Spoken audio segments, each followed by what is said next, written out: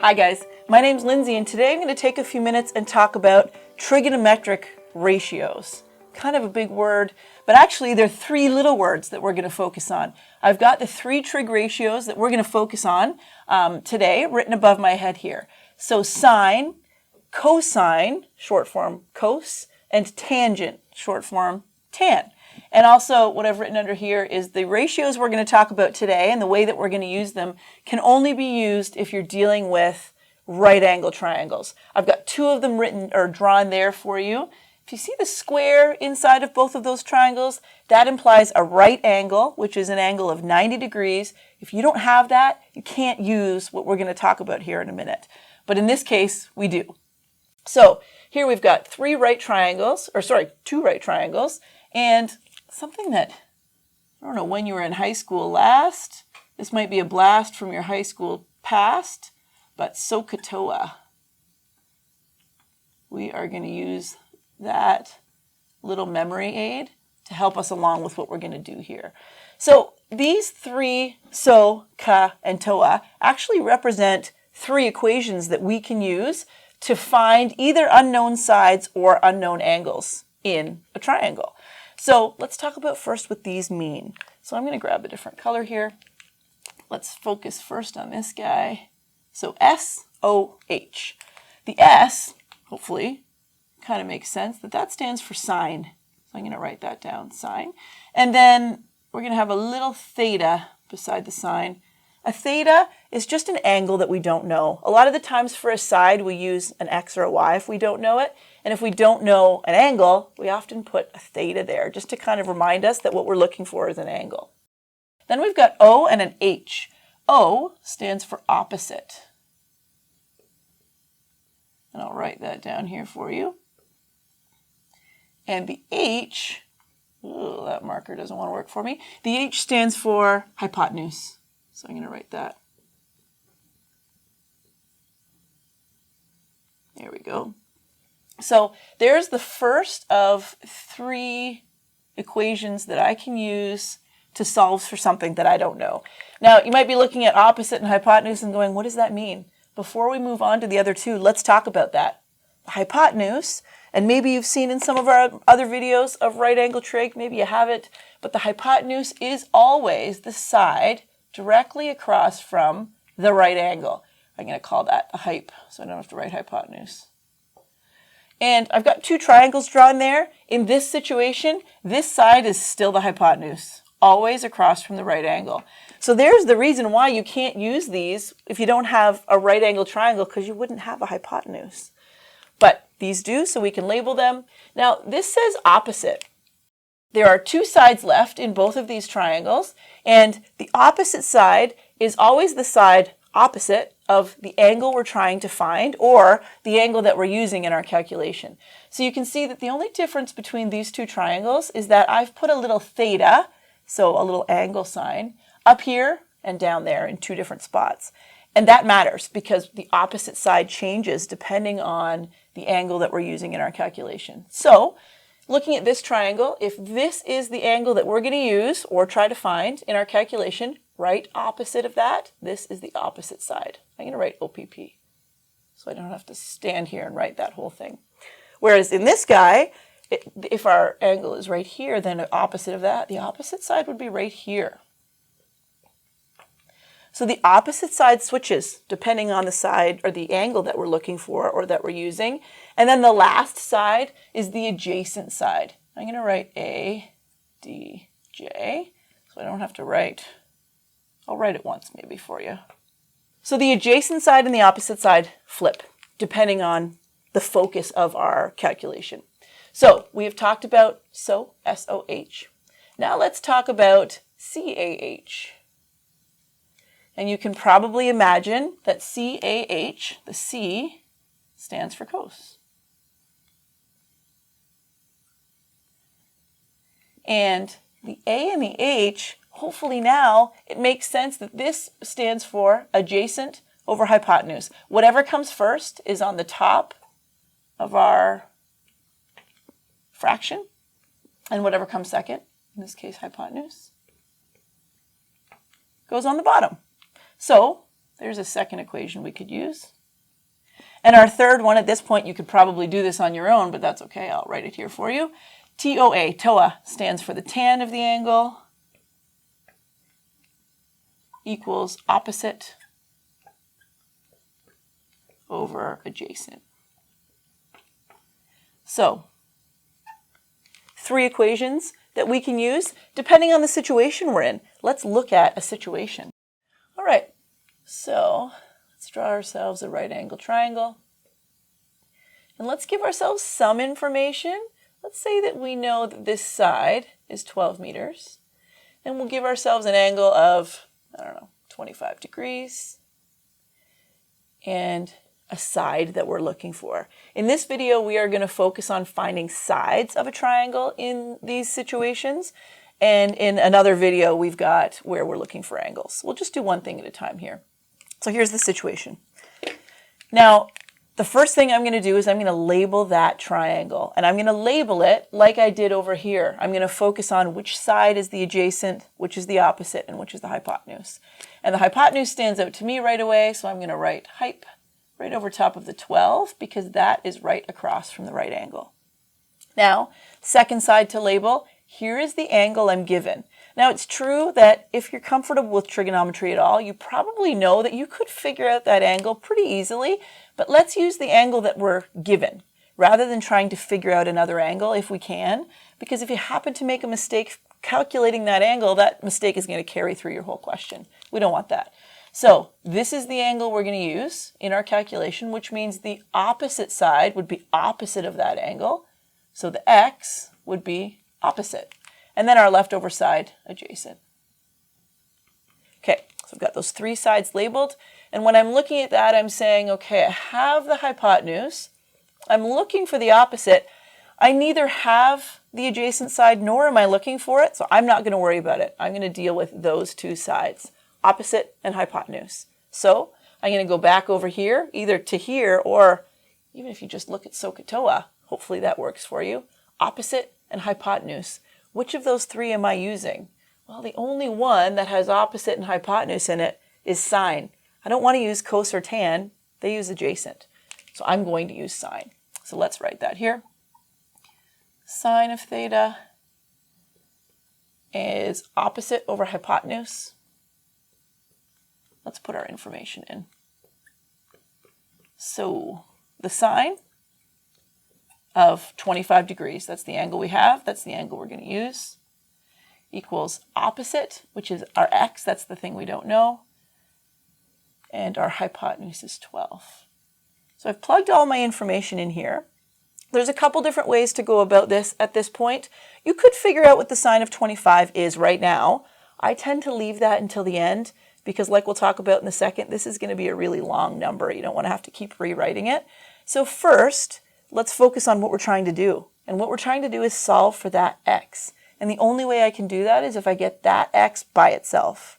So let's do that first before we deal with this. So there's a lot, again, in math, there's always more than one way to do this, or lots of things. If you're doing it a different way than I am, that's totally fine. For me, the easiest way is if you have a value equal to a fraction, and what you're looking for is in the fraction, let's make the other side a fraction as well. So now I've got a fraction, an equal sign, and another fraction, and that is when I get to cross multiply. I'll write it here. It's good to kind of have that written in your notes if you're taking any. This only works when you have a fraction and then an equal sign and then another fraction. And in this case, I do. So 1 at the bottom and x at the top. If I multiply those together, 1x or x. And then top to bottom, sine 25 times 12. I'm just going to write the sine of 25 times 12 down here. I'll do that last. So now I've got the x by itself. Great, because that's what I was looking for. Now I'm going to do this calculation. I'm going to grab my calculator to do that. The sine of 25, now that's the sine of 25 degrees. Often your calculator can be in a mode, in degree mode or in radian mode, and it doesn't necessarily matter. But when you're pressing either the sine, cos, or tan buttons, that matters. That's going to change your answer. This is the sine of 25 degrees. My calculator needs to be in degree mode. So take a minute and look at your calculator. Mine says DEG at the top, so I know it's in degree mode. Yours might just have a little capital D to indicate that. If you have an R or an RAD or a G or a GRAD, you're in rad mode or grad mode. You don't want that. So make sure you're in degree mode. If you're not, pause the video for a minute and figure out how to do that for yourself, and then we can do this calculation. So sine of 25 times 12. In my calculator, the sine of 25 is 0.422618. It's a big long decimal. If you didn't get that, check what mode you're in. That's what I got, and I'm going to take that number that's on my calculator, and I'm going to multiply that by 12. That's going to give me my answer. So 5.07, I'm going to call that 5.1. So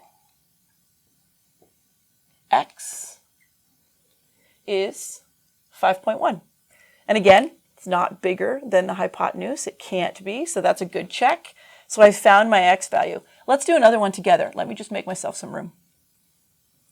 Okay, we've got more space. Let's try one more example. So here we've got another right triangle, because again, you can only use these with right triangles. And let's give ourselves a measurement, let's say 25 meters, and we'll give ourselves an angle down here of 33. And let's find this guy. So we're doing another question where we're finding that x. In a minute, we'll focus on an actual application question, but it's nice to start this way. Okay, so there's our situation. And like we said at the beginning of the video, the first thing we're going to do is we are going to label those three sides. And if you want, when I was making room, I erased this, but I'm going to put it back up.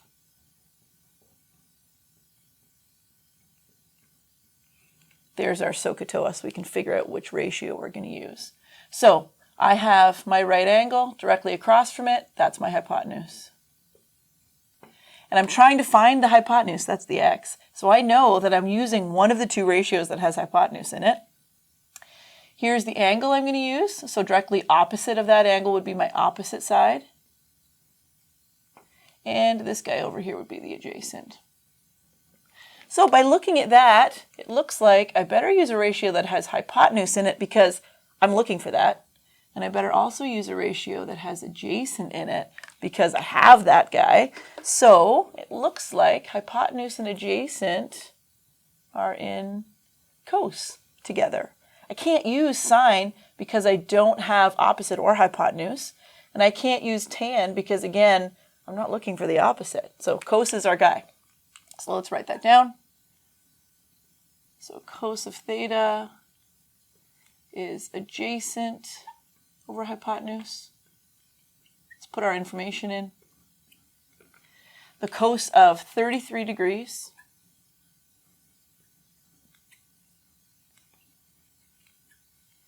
is adjacent, which is 25. And the hypotenuse, I don't know what it is, so I'm going to call that x. So now let's give this a shot. And before we figure out what the cos of 33 degrees is, let's get x by itself. Let's do it the same way we did before, which was make both sides into fractions. So now we can cross multiply, we get rid of the fractions. 25 times 1 is 25.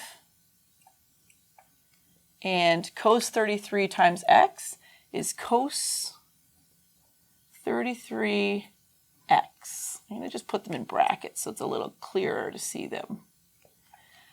Last time, all we had to do was cross multiply and our problems were solved. But in this case, I still have a cos 33 stuck to the x after I've cross multiplied. That happens, and that's okay.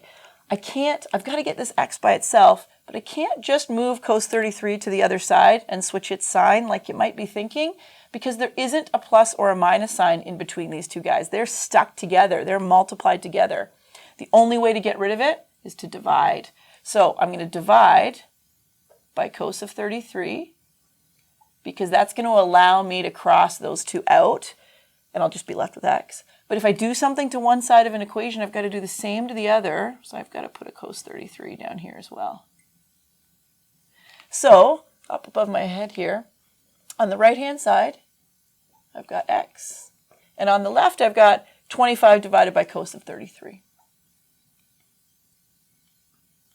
And now we can just use our calculator to solve that.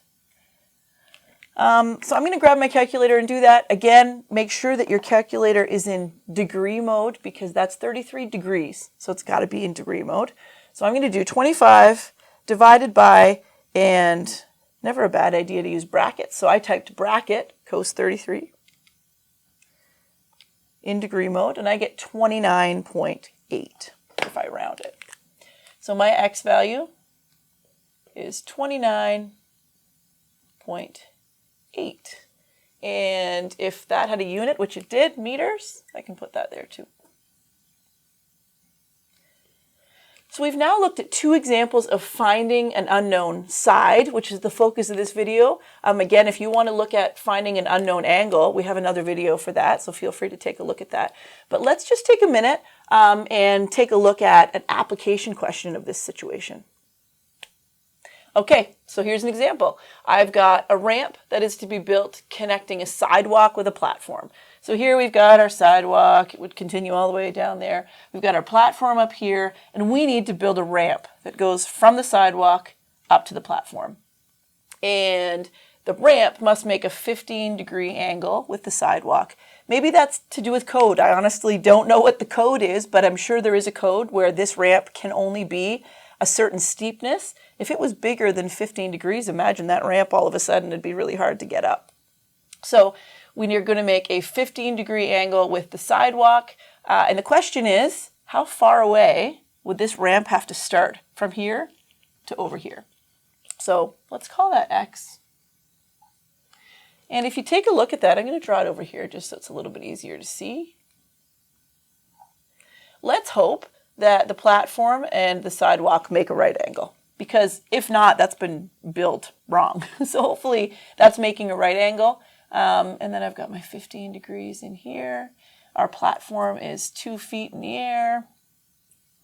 And the question is, how far away from the base of the platform should the ramp begin? So our x value is right there. So why don't you take a minute and try that one out. See if you can figure out the length of x.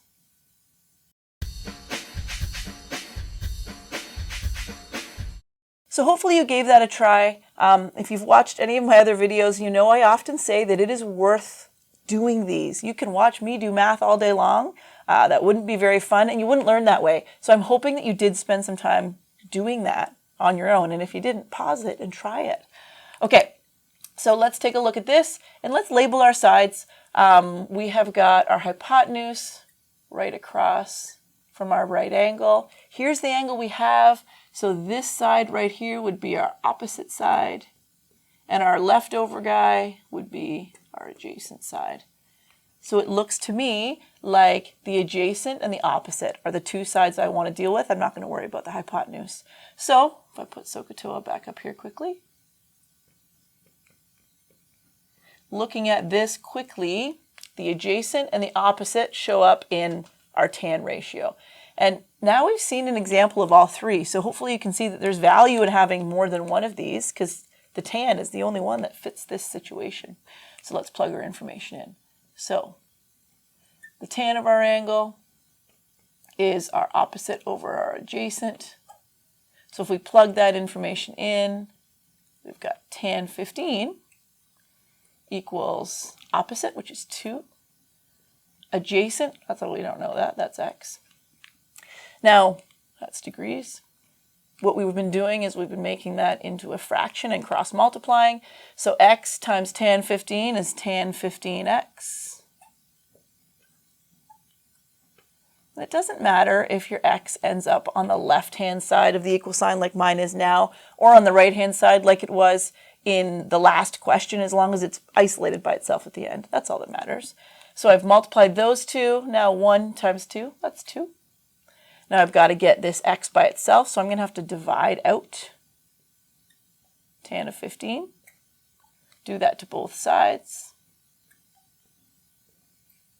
The reason I did it is so those two can disappear, and I end up with x equals 2 divided by the tan 15. I'm hoping you got there on your own, because if you did, you know what you're doing. You can find an unknown side using trig ratios. Let me grab my calculator over here, make sure we got the same answer. So 2 divided by the tan of 15 should give us the correct answer.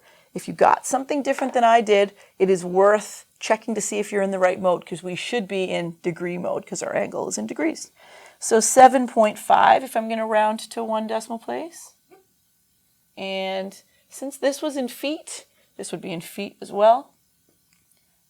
So it looks like our ramp should start 7.5 feet away from our platform. So hopefully that clarifies for you, using trig ratios, how to find an unknown side. If you're interested in finding an unknown angle, feel free to look at the video we have on that.